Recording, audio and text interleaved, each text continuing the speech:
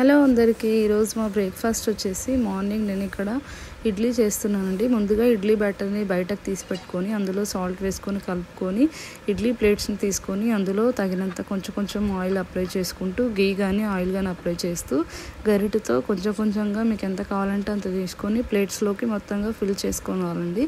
తగినంత ఫిల్ చేసుకోవాలి, ఎందుకంటే ఎక్కువగా చేసినట్లయితే పొంగుతుందండి. తగినంతగా ఫిల్ చేసుకొని గిన్నెలో కొంచెం వాటర్ వేసుకొని స్టవ్ మీద పెట్టుకొని ఆ వాటర్ కూడా కొంచెమే వేసుకోవాలి, ఎందుకంటే స్టీమ్ అవుతుంది కాబట్టి. తర్వాత మనం నింపుకున్న ప్లేట్స్ అన్నీ కూడా ఇడ్లీ పాత్రలో పెట్టుకొని క్యాప్ పెట్టుకొని సిమ్లో పెట్టుకోవాలండి. సిమ్లో పెట్టుకున్నట్లయితే మనకి ఇడ్లీ అనేది సాఫ్ట్గా స్టీమ్ అయిపోయి కుక్ అవుతాయి లోపల. ఆ తర్వాత 3-4 విజిల్స్ షార్ట్లీ వచ్చిన తర్వాత సిమ్లోనే పెట్టుకొని మనం తీసేసుకోవాలి. ఆ తర్వాత అందులో స్టీమ్ వచ్చేంత వరకు అంతలోపల మనం ఇక్కడ పల్లీ చట్నీ అనేది నేను రెడీ చేసుకుంటున్నాను అండి.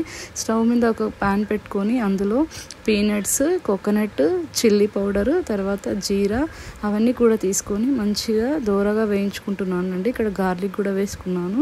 స్మాల్ పీసెస్ ఆఫ్ గార్లిక్ వేసుకొని చల్లారిన తర్వాత మిక్సీ బౌల్ తీసుకొని అందులో ఒకటి తర్వాత ఒకటి మొత్తంగా వేసుకొని కొంచెం తగినంత సాల్ట్ వేసుకొని ఆ తర్వాత మిక్సీ పట్టుకోవాలండి. ఫస్ట్ కచ్చాబచ్చాగా కోర్స్ చేసుకోండి.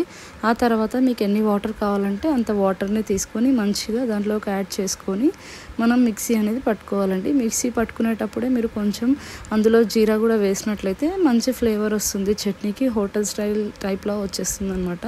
మెత్తగా కోర్స్ చేసేసుకున్న తర్వాత అది పక్కన పెట్టుకొని అంత లోపలనే మనకి ఇడ్లీ అనేది రెడీ అయిపోతుంది. ఆ తర్వాత మనం ఇంకొక కడాయి తీసుకొని అందులో తగినంత ఆయిల్ వేసుకొని ఒక 1 టేబుల్ స్పూన్ ఆఫ్ శనగపప్పు, మినప్పప్పు, ఆ తర్వాత జీలకర్ర, ఆవాలు, ఎండుమిర్చి, కరివేపాకు అవన్నీ కూడా వేసుకోవాలంటే మీకు కావాలంటే ఇక్కడ గార్లిక్ కూడా వేసుకోండి.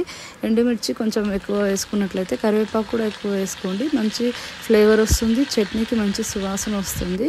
చాలా అంటే చాలా బాగుంటుంది. పీనట్ చట్నీ ఇడ్లీలోకి సూపర్ ఉంటుందండి. మీరు కూడా ఒకసారి ట్రై చేయండి.